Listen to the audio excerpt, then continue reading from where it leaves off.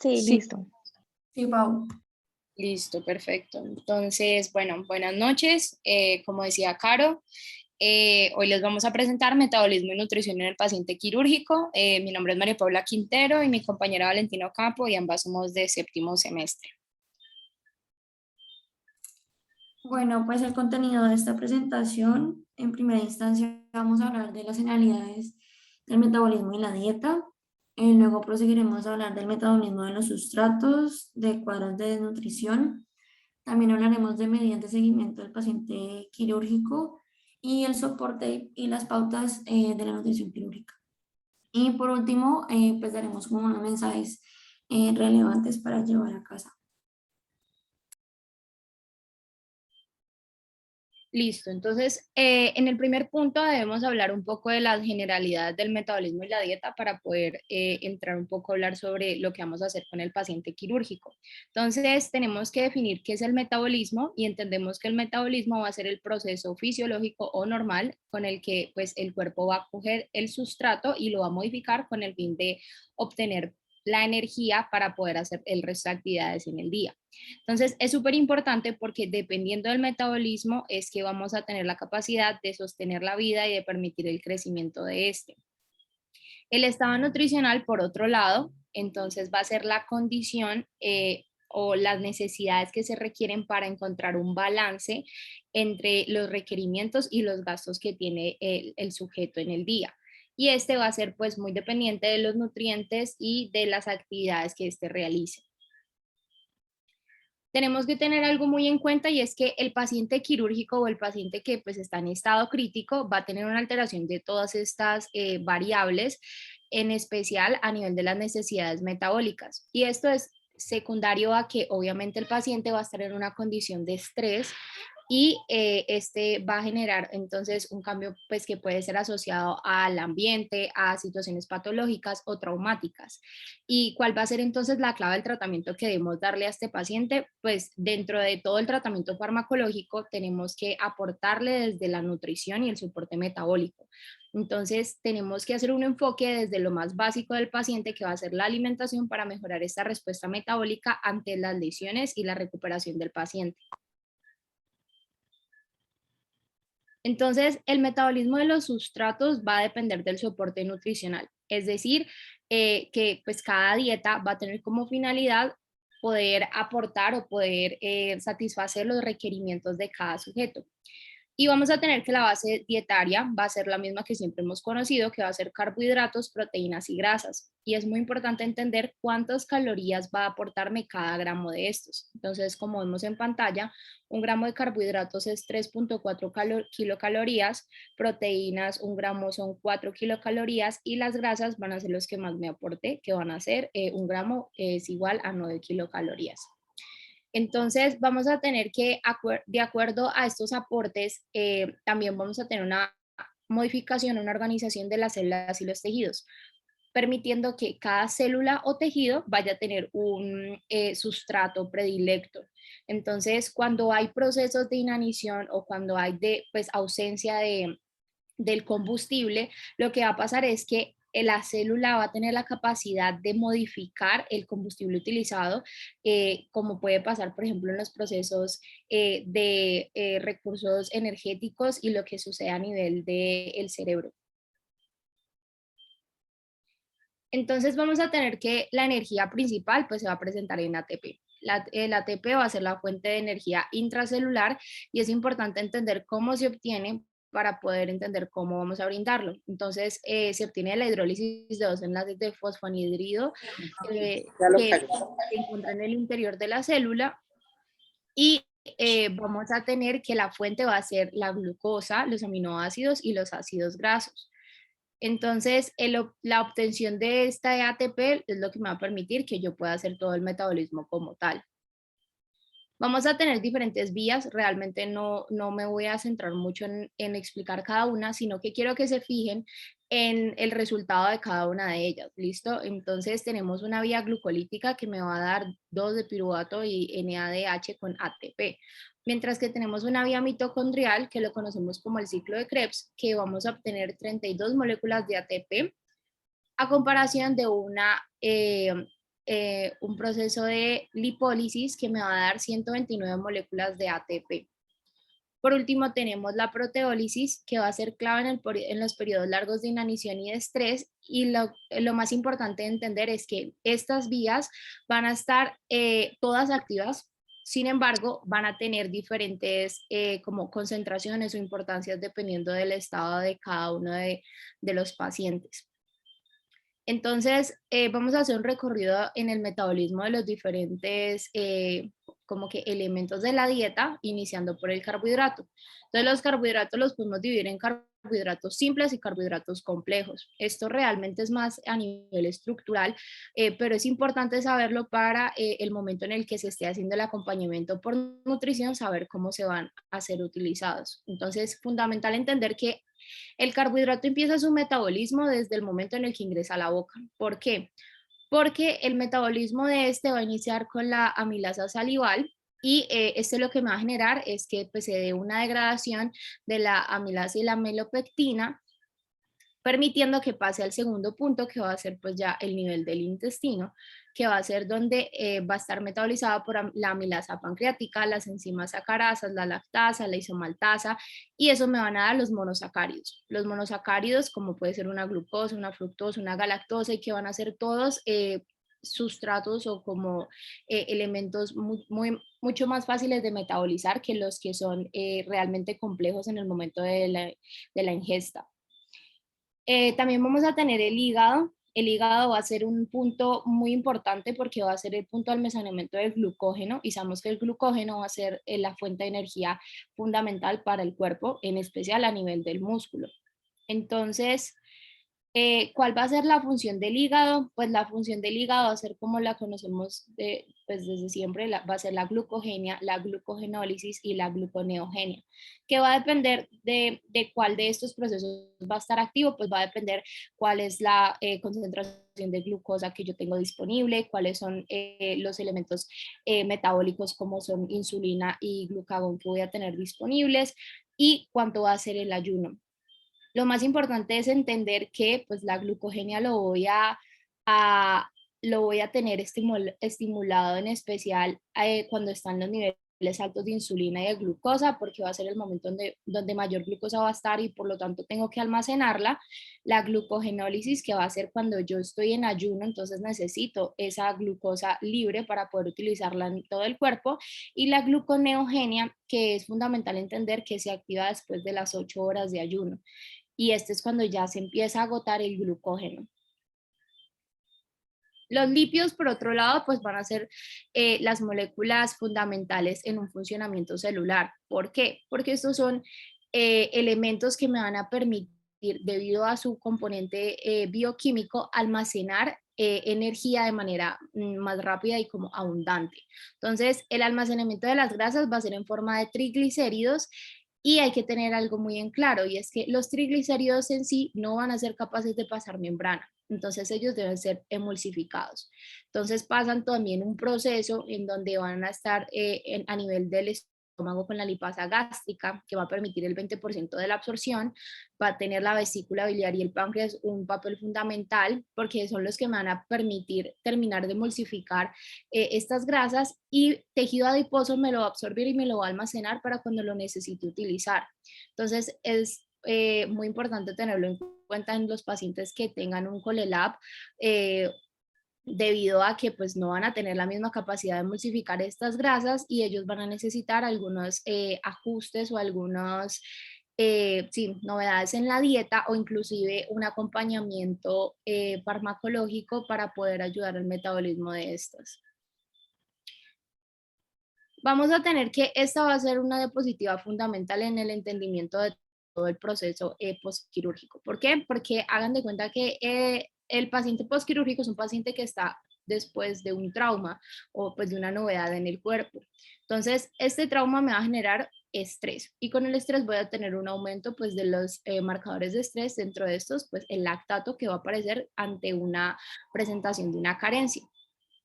Entonces vamos a tener que con el aumento de este estrés voy a tener la activación de las diferentes vías para poder satisfacer las necesidades que tiene el cuerpo como tal. Entonces vamos a tener que el hígado va a iniciar a hacer todas las funciones que previamente les he mencionado.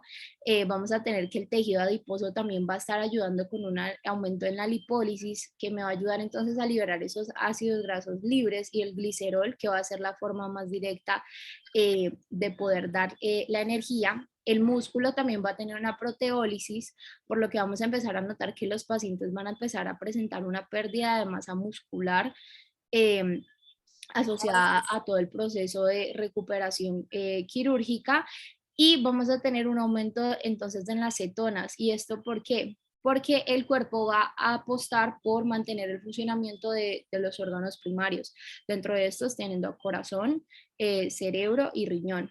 Y esto va a ser mediante la beta-oxidación hepática.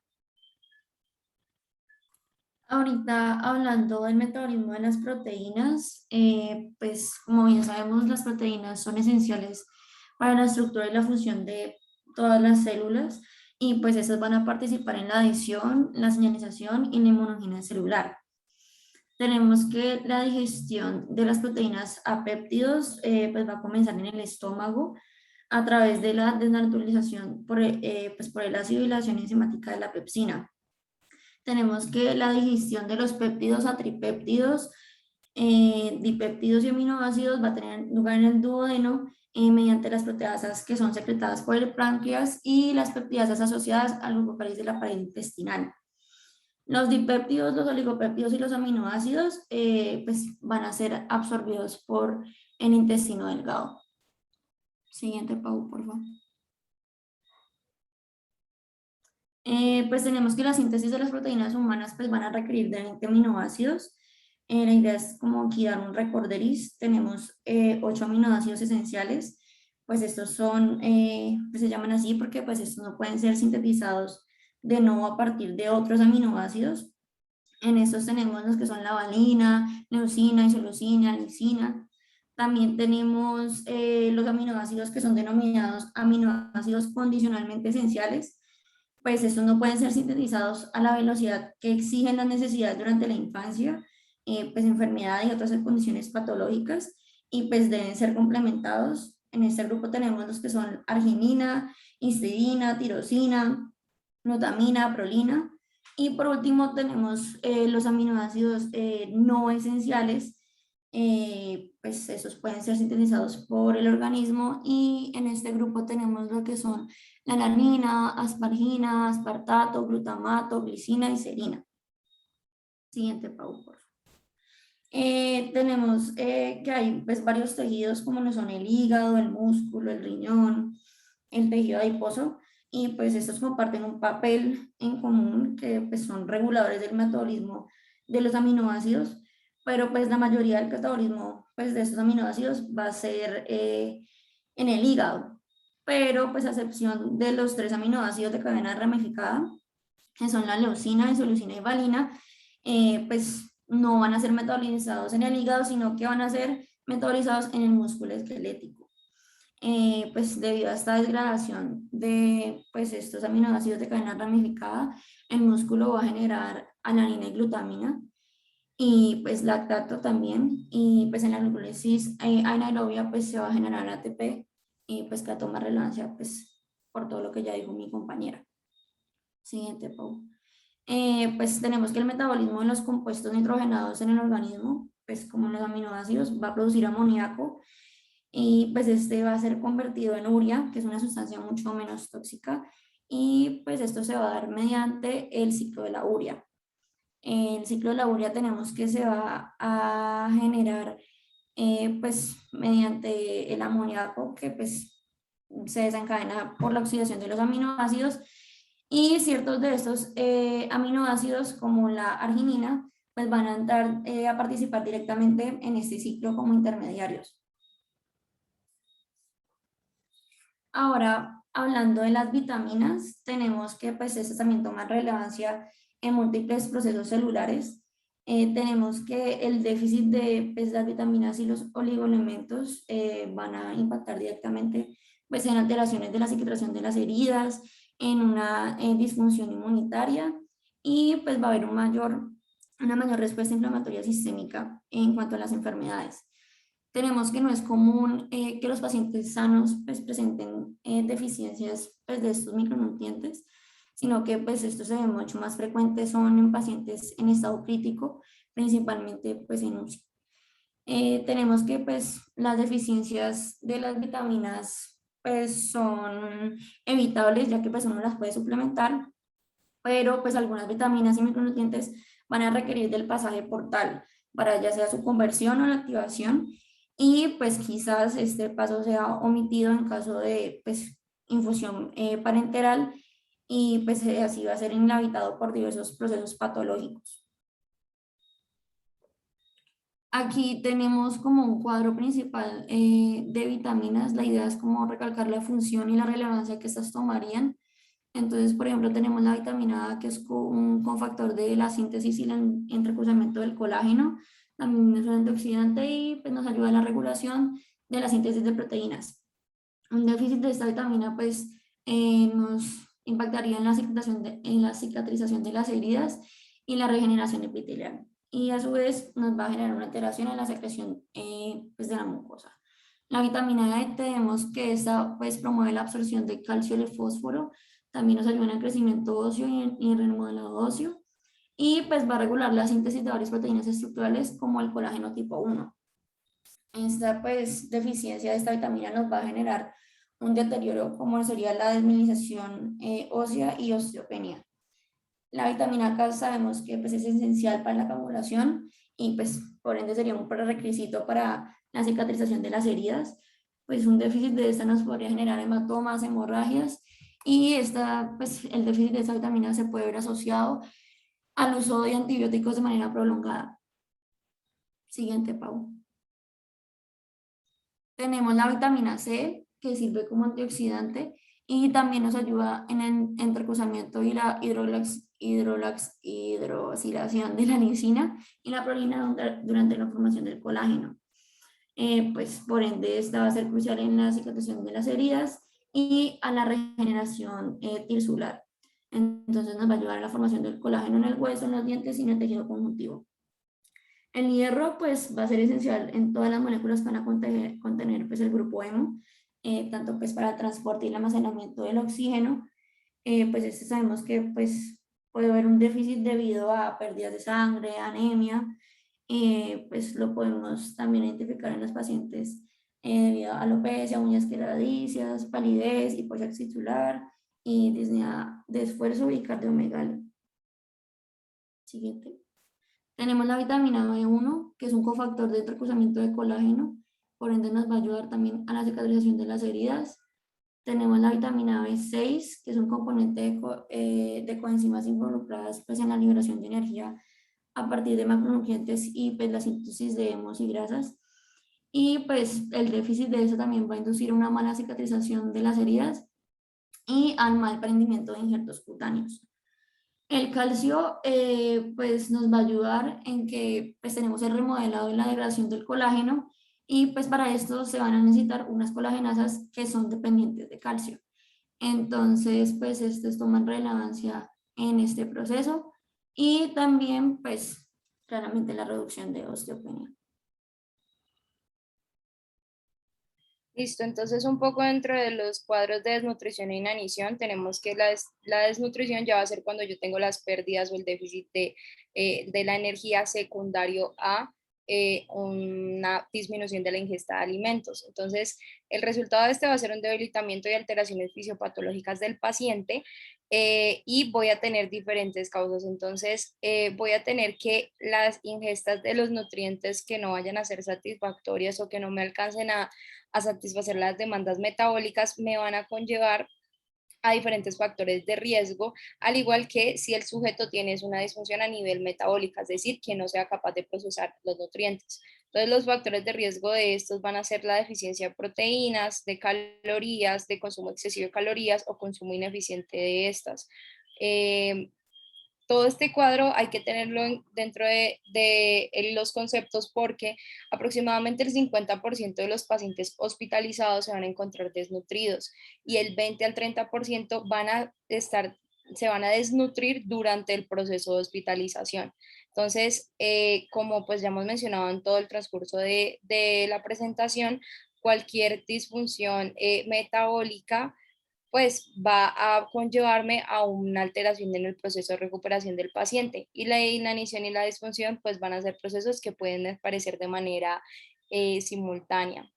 Entonces, la desnutrición en el paciente va a generarme un deterioro no solamente a nivel funcional, sino también a nivel de órganos y sistemas y la desnutrición crónica puede terminarme causando disfunción de barrera gastrointestinal, insuficiencia respiratoria, consumo de músculo esquelético, disminución de masa cardíaca, atrofia renal, disfunción cardíaca, diastólica. Entonces, ¿cómo saber si el paciente pues un paciente quirúrgico está en desnutrición o no? Hay diferentes formas, pero la clave que nos aportan o la clave de lo que dicen es que uno se puede fijar en el nivel de inmunosupresión del paciente y cómo se va a vigilar mediante la presencia de infecciones concurrentes que me puedan presentar el paciente o la dificultad de la recuperación. De igual manera, va a haber otra parte crucial que va a ser el proceso de cicatrización. Como mencionó mi compañera, la presencia de los nutrientes va a ser fundamental en el proceso de recuperación del tejido. Entonces, un paciente que esté desnutrido va a tener o un proceso de cicatrización erróneo o va a ser un proceso inclusive mucho más lento de lo que normalmente debería ser. Entonces, hay diferentes tipos de desnutrición según el International Guideline Committee. Y vamos a tener que van a ser tres. Una que es asociada a la inanición. Esta va a ser secundaria a que haya una ingesta limitada, una inanición prolongada. Y hay que tener cuidado porque esta es la más común de las que podemos encontrar. ¿Por qué? Porque esta va a ser la que nosotros podemos ocasionarle al paciente dentro de la preparación para procedimientos o exámenes. Entonces es cuando ustedes solicitan al paciente que debe de estar en un periodo de ayuno y pues no se tiene en cuenta que este paciente pues realmente no va a tener la capacidad de sostener el ayuno de manera pues igual a si estuviera en una condición normal o fisiológica. Entonces hay que tener algo muy claro y es que esta desnutrición asociada a la inanición o a la ingesta limitada sí me va a responder muy bien al tratamiento y el tratamiento va a ser pues restablecer la nutrición del paciente. Vamos a tener otra que va a ser asociada a la enfermedad crónica, esta ya va a ser secundaria pues a un proceso ya patológico de larga data y va a ser asociada es más a una alteración a nivel metabólico y ya la asociada a una enfermedad, una lesión más bien aguda, pues va a ser también una alteración más que todo en el proceso de deficiencia de nutrientes y se suele ubicar a nivel metabólico de manera aguda. La respuesta de estas dos al tratamiento va a ser muy dependiente de cuánto es el daño que se llega a causar en el proceso de la desnutrición del paciente como tal. Vamos a tener que hay algo que tenemos que tener muy en cuenta en el momento del tratamiento del paciente desnutrido y va a ser un síndrome de realimentación fatal. Entonces sabemos que este va a ser un trastorno metabólico que va a ser secundario a una corrección rápida de la descompensación. Y pues cómo se va a presentar, se va a presentar con una hipofosfatemia, hipomagnesemia e hipocalcemia que suele ocasionarse posterior a la reposición del alimento. Este es muy común en los pacientes con desnutrición proteico-calórica y hay que tener cuidado porque estos síndromes se puede llegar a presentar de manera pues fatal o pues terminal para el paciente y suele ser común en los pacientes que tengan una pérdida de peso reciente mayor al 10% del peso total. Un ejemplo de estos puede ser el kwashiorkor o el marasmo, que van a ser desnutriciones proteico-calóricas o de carbohidratos. Dentro de las medidas que podemos utilizar para guiar el proceso del paciente va a estar la antropometría. Entonces, la antropometría, pues sabemos que es el estudio del peso de hueso, músculo y tejido adiposo. ¿Y por qué va a ser fundamental? porque este me va a permitir ver cómo va a ser el balance hídrico del paciente versus el estado nutricional. Entonces hay que tener cuidado porque muchas veces estos pacientes suelen tener cambios hídricos que van a ser muy agudos, o sea, el paciente lo voy a ver edematizado, completamente como inflamado y posiblemente va a estar aumentado su peso. Sin embargo, hay que tener una diferenciación entre qué tanto está reteniendo realmente y qué tanta es la masa que presenta este, porque normalmente este puede enmascararme una pérdida de masa muscular que suele ser común en los pacientes con alteraciones recientes o sometidos a estrés, como lo son los pacientes quirúrgicos. Ahora, otra cosa es que por ejemplo, la pérdida de peso sostenido que yo puedo ver mediante la antropometría va a ser un factor que me va a encender a mí las alarmas para hacer una predicción de mortalidad. Entonces, van a ser pacientes que si tienen una pérdida pronta o rápida, aguda de peso, pues debo sospechar que este paciente realmente necesita una supervisión porque definitivamente se está complicando. Hay que tener algo clave y son los pacientes obesos o con sobrepeso.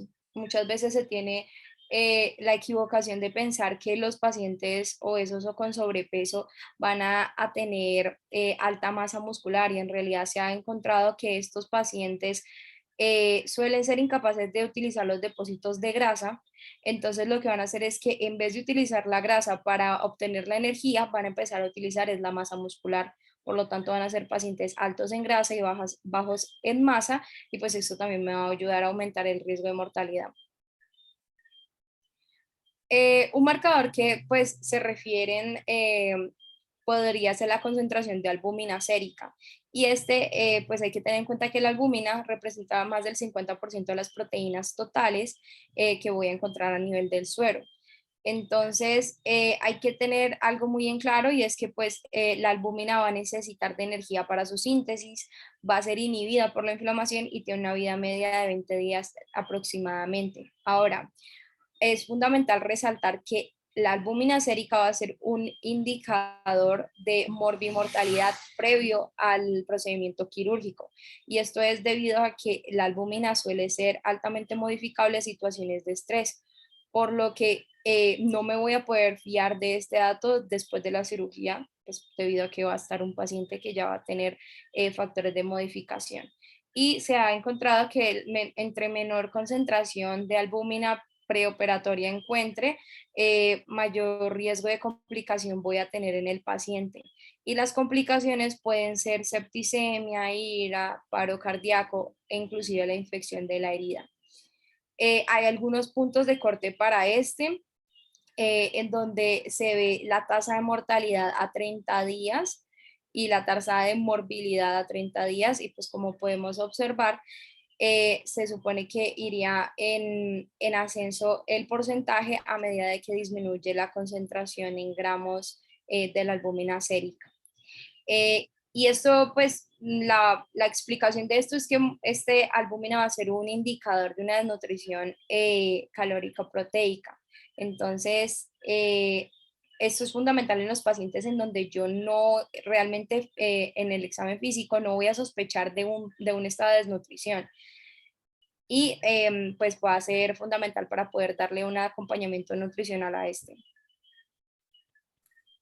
En cuanto al soporte nutricional, vamos a tener que los pacientes quirúrgicos, pues, que no tengan una condición nutricional óptima, van a tener alteraciones en la cicatrización de las heridas, también alteraciones en la respuesta inmunitaria, van a tener un catabolismo acelerado, va a haber una mayor disfunción orgánica, su recuperación se va a ver retrasada y pues va a haber mayor mortalidad. Se tiene que los pacientes postquirúrgicos que no tengan una alimentación adecuada dentro de sus próximos 10-14 días van a tener un riesgo de muerte notoriamente mayor. Por ende, el objetivo final del tratamiento nutricional perioperatorio pues va a ser básicamente en satisfacer las necesidades calóricas y específicas pues de los nutrientes para así promover una buena cicatrización, también disminuir pues el riesgo de infecciones y pues mayormente importante, pues prevenir la pérdida de las proteínas musculares, que pues como acaba de mencionar María Paula, puede ser muy frecuente. Hay algunos parámetros que pueden ser utilizados. Uno de estos va a ser una medida preoperatoria, que va a ser la dosis de carga de carbohidratos. Esta dosis de carga de carbohidratos ha sido un método que ha estado en estudio durante mucho tiempo y es referida en las guías ASPEN, que va a ser la guía de nutrición quirúrgica o de nutrición en cirugía, y en esta lo que vamos a tener es que se habla de unas dosis de carbohidratos la noche previa y 2 horas antes de la operación. Entonces se habla de una carga de 800 mililitros de carbohidratos en la noche anterior y de 400 mililitros 2 horas antes de la operación. Esta pues suele ser un preparado que se le da al paciente con anticipación, o también se puede utilizar como alternativa a una limonada natural. ¿Y cuál va a ser la utilidad de esto? ¿Cuál es la finalidad de utilizar esta dosis de carga? Pues se ha podido encontrar que los pacientes que son sometidos a estrés operatorio suelen presentar aumento de la resistencia de insulina, y pues este va a ayudarme a disminuir precisamente el riesgo de presentar esta resistencia.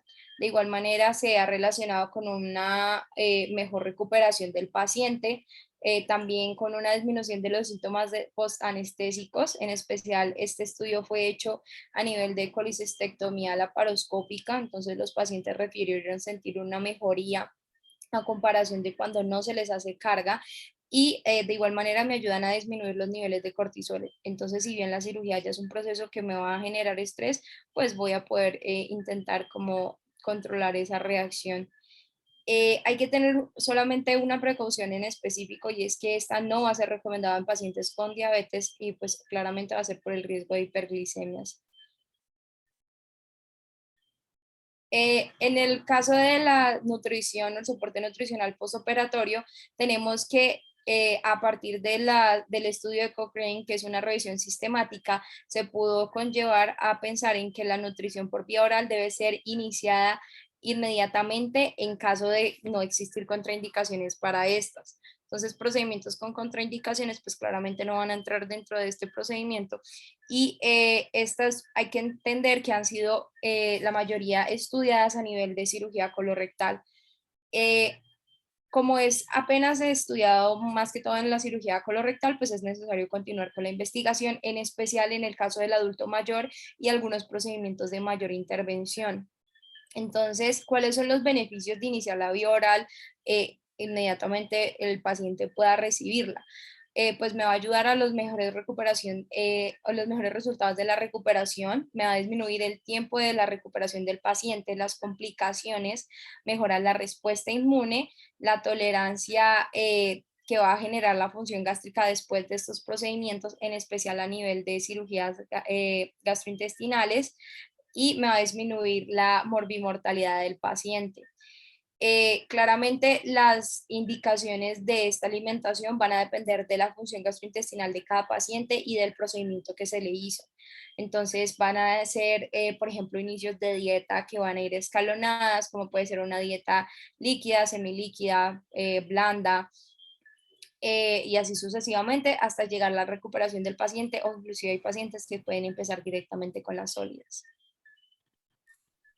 Pues no todos los casos pues van a ser como candidatos a iniciar inmediatamente o bueno, entre las primeras 24 horas lo que sería una nutrición integral, y pues dentro de este grupo de pacientes está pacientes que tengan obstrucciones intestinales o de hilio, que tengan un shock severo, que presenten una isquemia intestinal o una fístula de alto gasto o una hemorragia intestinal grave.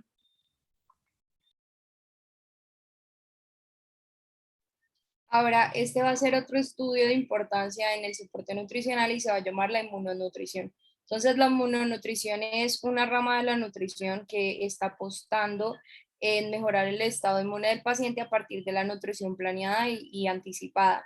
Entonces, lo que se habla es que el paciente quirúrgico va a tener, como ya hemos mencionado, un proceso de inmunosupresión que va a ser agudo y pues de gravedad. Entonces, la idea es que con esta alimentación planeada se pueda satisfacer estos déficits de el sistema inmune y funcionar como un tipo de inmunomodulador que me va pues, a mejorar el proceso de recuperación del paciente.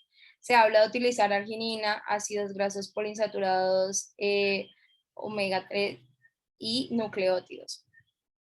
Entonces vamos a tener que la arginina se dice que lo que me va a ayudar es a mantener los linfocitos T y a generar la síntesis de óxido nítrico, mientras que los ácidos grasos, que van a ser los que han sido mayormente estudiados, me van a aumentar la síntesis de las prostaglandinas, me van a reducir la síntesis de las citoquinas, la síntesis de las moléculas de adhesión inflamatorias y el ácido araquidónico. Entonces, dentro de estos vamos a tener la prostaglandina, los tromboxanos, y todos estos van a ser importantes porque si se dan cuenta, todos van a tener un efecto que va a ser proinflamatorio. Entonces, lo que va a suceder con el consumo de los omega 3 va a ser que estos van a ser disminuidos y por lo tanto el proceso de recuperación pues va a ser menos traumático o sometido a situaciones de estrés. Entonces, ¿cómo se recomienda la administración de esto? Se recomienda que se dé una administración de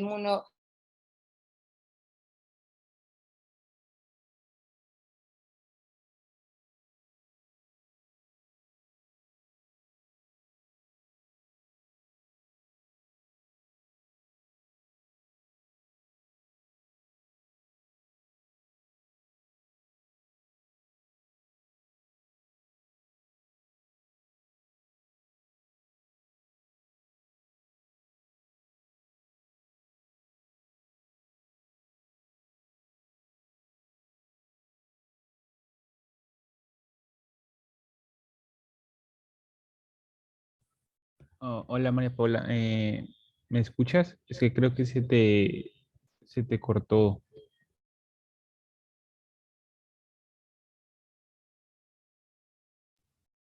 Creo que se le fue el internet, entonces, si quieres, comparto. Dale, yo te doy permiso, un segundito.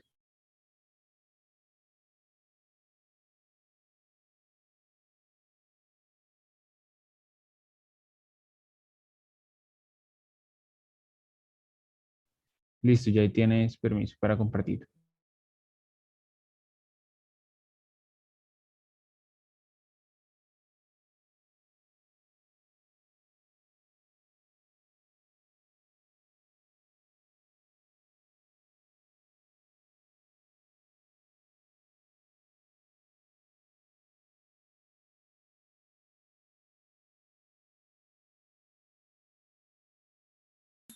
Perdón, estaba muteada. Ay, hasta aquí escucharon, ¿cierto? Sí, ya era hasta que ibas a empezar a contarnos qué se proponía que se hiciera con estos pacientes. Listo. Entonces, pues esta terapia se recomienda en pacientes con cirugía de mayor, pues cirugía mayor de cuello por cáncer, por ejemplo, en la linguectomía, en pacientes que tengan una desnutrición grave, esta se mide por una albúmina menor de 2,8, o en pacientes que tengan cirugía digestiva mayor por neoplasias, y en pacientes con trauma mayor de 2 sistemas. Ahí creo que ingresó Paula. Sí, ahí entró. qué pena, se me fue el internet. No me pasa nada. Eh, Como estaba diciendo, entonces vamos a tener los ácidos grasos omega 3 y los omega 6, que lo importante es entender de dónde voy a obtenerlos y va a ser principalmente de pescados y de vegetales, pero se va a tener mayor predilección por el de, obtenido mediante el pescado debido a su mejor efecto. Entonces, para tener en cuenta y poder decirle a los pacientes, se les recomienda las semillas de chía, las semillas de lino y las nueces, que es lo que les estoy diciendo que van a tener cierta cantidad de porcentaje de aporte, pero en especial el pescado, pescados azul, que son el atún fresco, el salmón, las anchoas y pues las sardinas, van a ser las que me van a generar mayor aporte.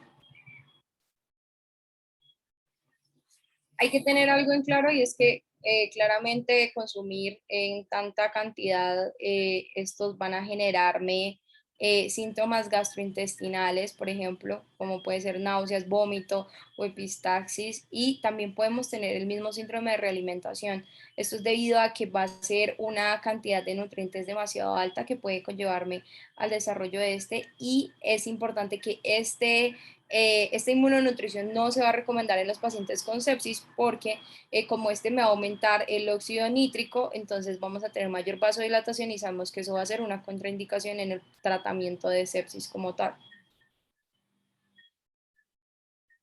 Ahora, el tratamiento frente a la insulina intensiva y el control glucémico es fundamental.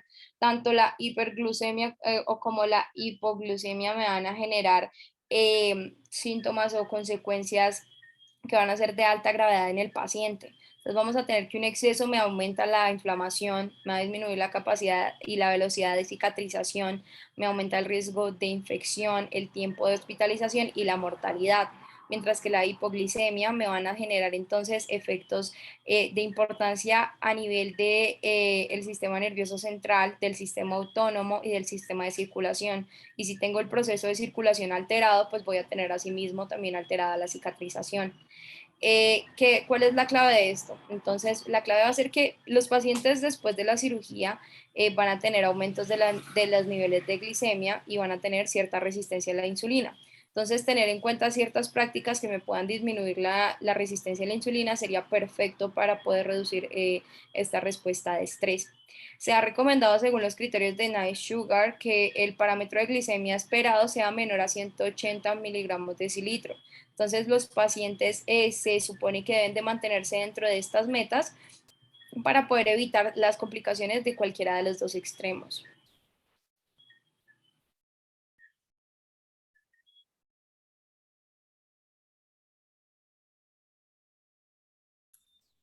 Bueno, para finalizar tenemos mensajes para llevar a casa. Principalmente tenemos que todo paciente quirúrgico tiene riesgo de sufrir cuadros de desnutrición posterior a una intervención por múltiples factores de riesgo. Que las complicaciones del paciente desnutrido, pues en contexto quirúrgico, van desde estado de inmunosupresión hasta alteración de la cicatrización. Tenemos que una medida para saber que la nutrición del paciente es adecuada, podría ser evaluando la cicatrización de las heridas. Tenemos que un soporte nutricional óptimo tiene múltiples beneficios en el paciente en cuanto a que disminuye su morbilidad, disminuye su instancia hospitalaria y también va a disminuir su mortalidad. Tenemos que se recomienda iniciar la nutrición enteral durante las primeras 24 horas después de la cirugía y que es fundamental apostar por una inmunonutrición pues en el paciente quirúrgico. Muchísimas gracias. Si tienen alguna pregunta, alguna duda, estamos aquí para resolvérselas.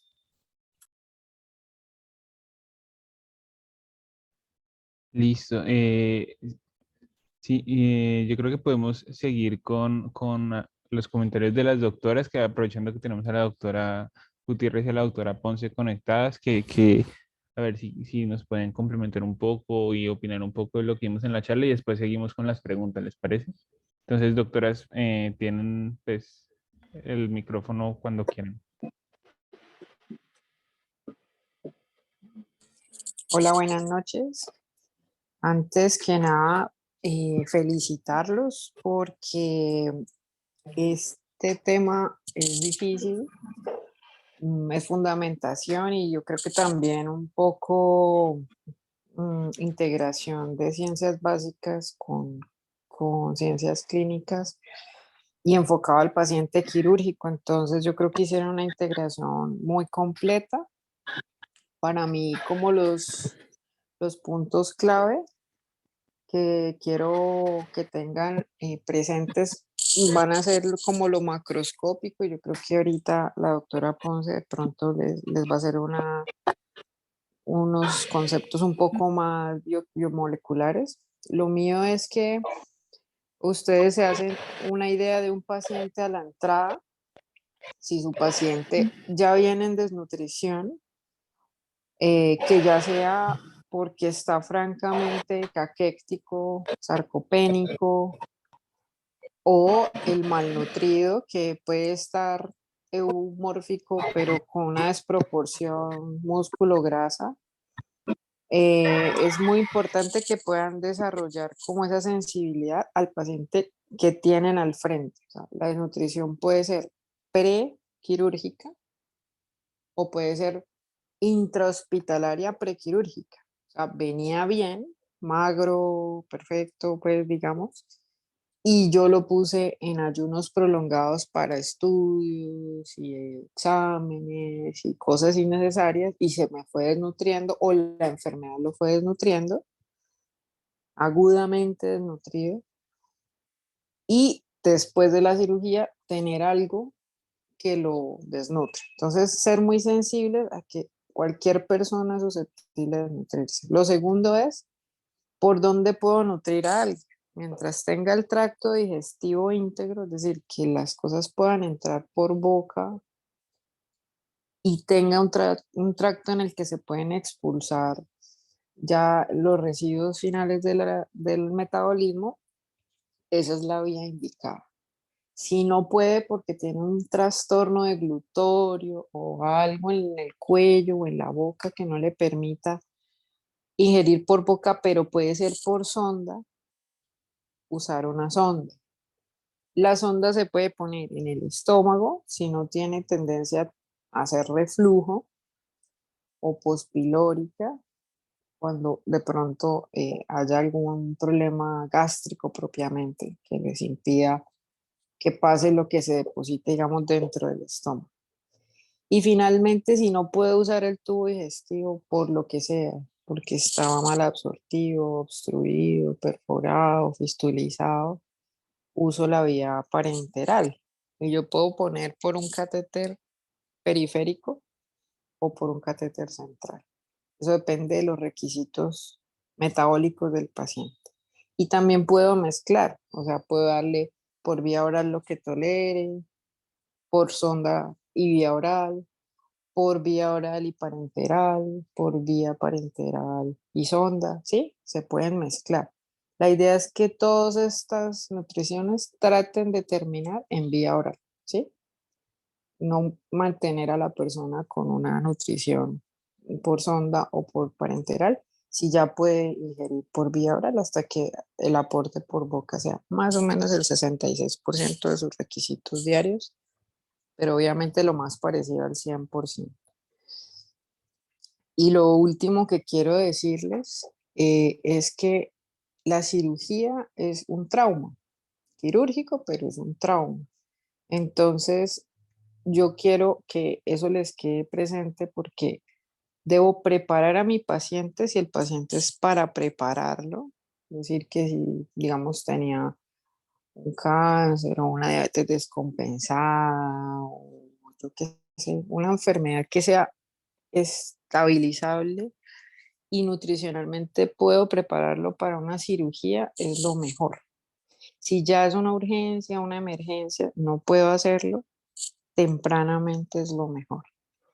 Con esta información que nos dieron y que yo puedo inmunomodularlo, entonces yo tengo un paciente que está proinflamatorio por su enfermedad, pues lo puedo inmunomodular con los omega 3 o lo tengo inmunosuprimido y necesito que haga algo de reacción, puedo darle omega 6.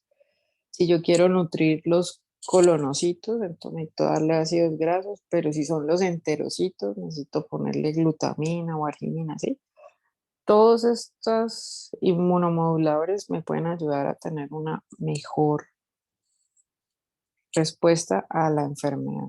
Entonces, grande eso, detectar el que se puede nutrir, el que ya está desnutrido, el que se puede nutrir, evitar empeorar su estado nutricional con inaniciones innecesarias y tratar de, entre comillas, jugar con los puntos de nutrición para que el resultado sea el mejor. Pero de plano los felicito porque hicieron un trabajo increíble y muy bien revisado.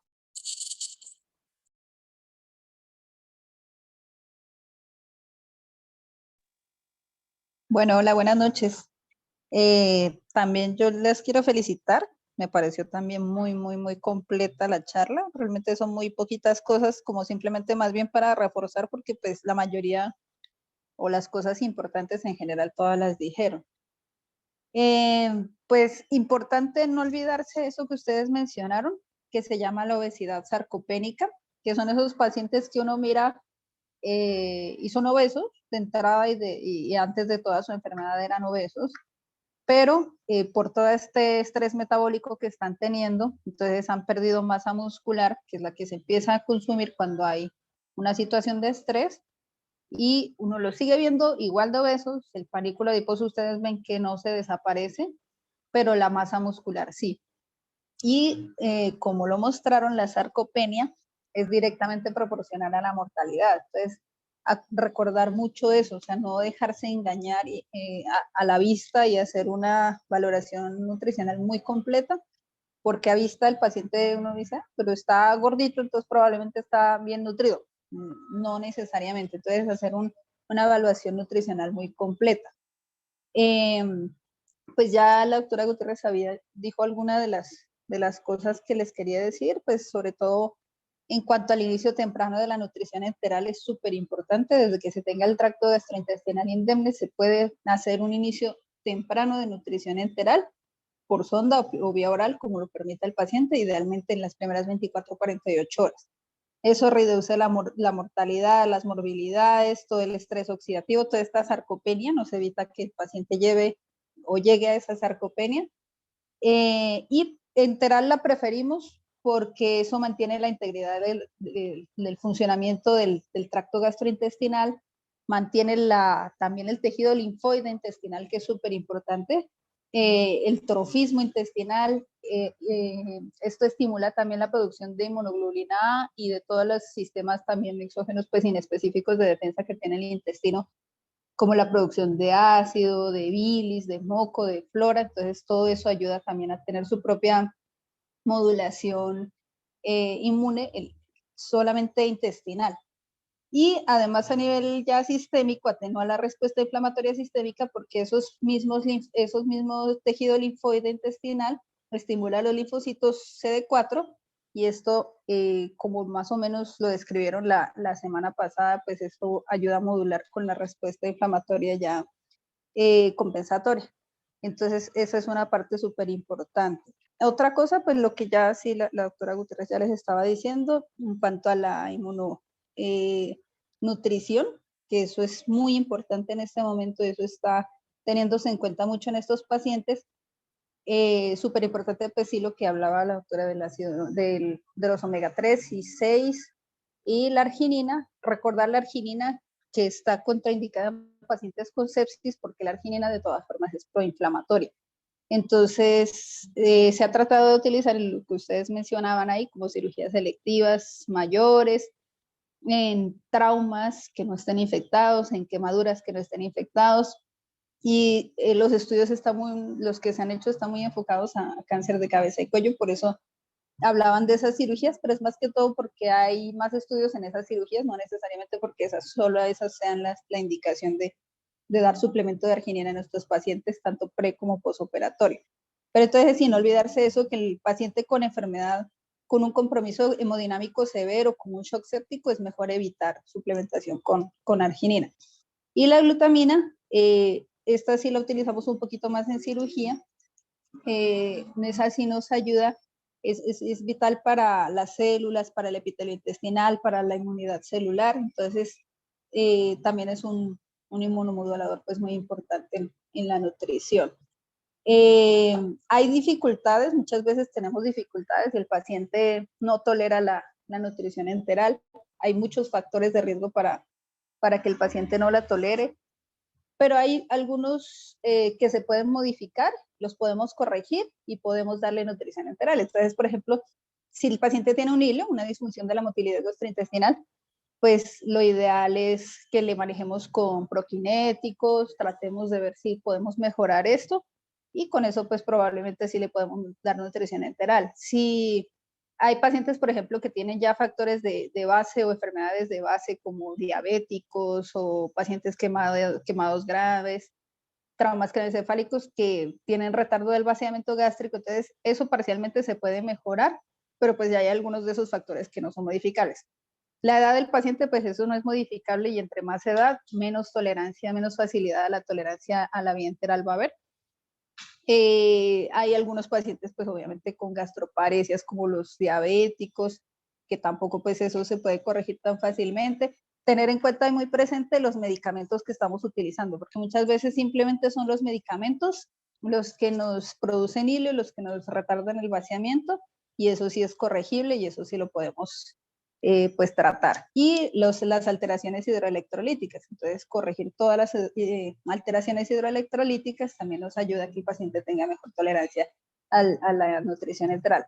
Y una cosa importante es que el paciente, si ya lleva mucho tiempo sin nutrición, pues va a tener atrofia de su tracto gastrointestinal, y ahí se puede pues dar ciertas nutriciones especiales que tengan prebióticos, probióticos, fibra, y nutrición pues generalmente, a ellos por ejemplo se les puede dar nutrición mixta, se les da unos goteos muy bajitos de nutrición enteral como de 10 a 20 cc por hora, que es solamente para estimular el trofismo, pero eso no va a cumplir pues sus requerimientos nutricionales, no los va a suplir, entonces se complementa con una nutrición parenteral, por ejemplo periférica o incluso central, ¿sí? Entonces tener en cuenta esas consideraciones, pero en general sí me pareció muy buena la charla, está muy completa. Hay que seguir repasando y pues llevando a la clínica todos estos conceptos que son muy, muy importantes. Listo. Mil gracias, doctoras, por sus comentarios. Y a María Paula y Valentina, pues felicitaciones. Yo creo que, pues como dijeron las doctoras, muy completa la charla y yo creo que lo que más me gustó de la charla es que cumplimos como la misión que nos propusimos desde el principio, que fue básicamente hacer como el repaso de lo básico y llevar eso en la medida de lo posible a la clínica, lo que nos podríamos encontrar en la clínica y el significado que tiene pues cada uno de esos conceptos en la clínica. Entonces, pues yo creo que se logró ese objetivo y fue de manera clara y fue de manera entretenida.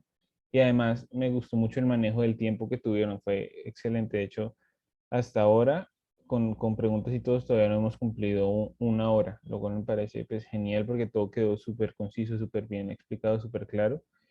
Y pues a las doctoras muchísimas gracias y pues por asistir y por los comentarios. Obviamente pues eh, el insight de la experiencia pues obviamente no tiene precio porque pues nosotros por mucho que leamos todavía no tenemos esa experiencia pues desde la vivencia como tal, de haber visto los temas en persona.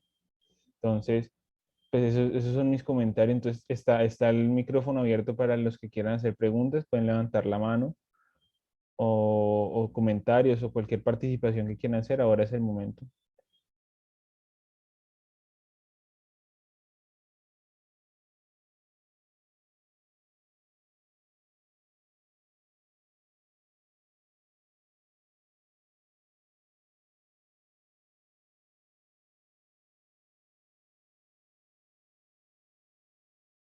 Listo, parece que no hay preguntas y no veo manos levantadas, entonces pues muchísimas gracias a todos por asistir.